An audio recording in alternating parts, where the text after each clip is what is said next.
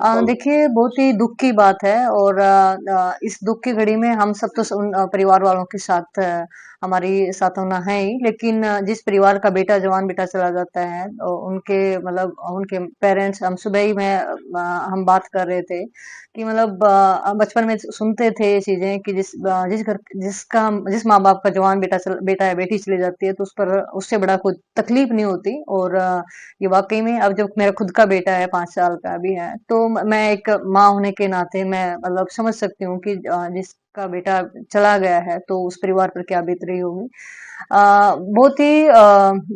मैं कहूंगी कि अनफॉर्चुनेट है क्योंकि देखिए आप अब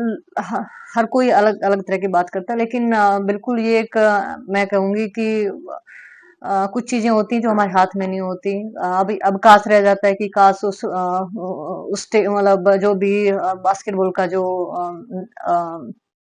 नेट था जो भी पोल था उसको पहले देख लिया होता या निगरानी की होती तो ये बहुत ही अनफॉर्चुनेट रहा है। आप एक प्लेयर हैं, जी। आपको नहीं लगता कि ऐसी फैसिलिटी मिलनी चाहिए, उनकी जाँच होनी चाहिए सभी देखिए पहले गेम से पहले? बिल्कुल आप सही कह रहे हैं कि मैं एक्चुअली मैं देखती भी हूँ कि हमारे जो जितनी भी बिल्डिंग्स होते हैं जो भी स्पोर्ट्स साई में लगा लीजिए आप कहीं पर भी जो स्टेडियम बने हुए हैं वहां पे नई बिल्डिंगों के ऊपर ज्यादा जोर रहता है कि नया नया नया। लेकिन मैं समझती हूँ और मैं चाहती हूँ कि जो हमारी जो पुरानी बिल्डिंग्स या पुराने जो भी स्टेडियम में जो भी ग्राउंड्स हैं चाहे वो किसी भी बास्केटबॉल का हैंडबॉल का हो रेसलिंग में तो उन जो पुरानी चीजें उनकी देखरेख प्रॉपर तरीके से उनकी होनी चाहिए और उनकी मरम्मत साथ ही साथ होती रहनी चाहिए ताकि जो अब ये हमारे दो होनहार जो खिलाड़ियों के साथ जो हुआ है जो आज चले गए हैं जिंदगी से तो ऐसा आने वाले और किसी खिलाड़ी के साथ ना हो।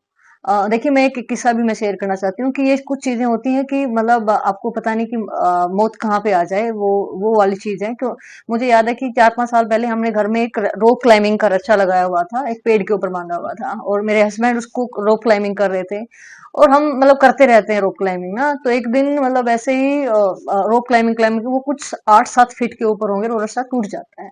और वो मतलब क्योंकि हाइट कम थी वो गिरे और 2-3 मतलब 10-10 सेकंड वो गिरे रहे। हमारे पास कैमरा भी था हमने रिकॉर्डिंग में देखा बाद में तो 10 सेकंड तक वो मतलब उन्होंने उठे और मतलब उसको झटका आया लेकिन हो सकता है कि वो और 15 फीट के होते तो मतलब कुछ कोई भी नहीं हो जानता कुछ भी हो सकता है तो ये वो चीजें एक्सीडेंटली हम कह सकते हैं लेकिन हाँ लेकिन कुछ ना कहीं ये जो चीजें हैं जो स्टेडियम्स हैं जो भी ग्राउंड्स हैं उनकी देख रेख उनकी करनी चाहिए।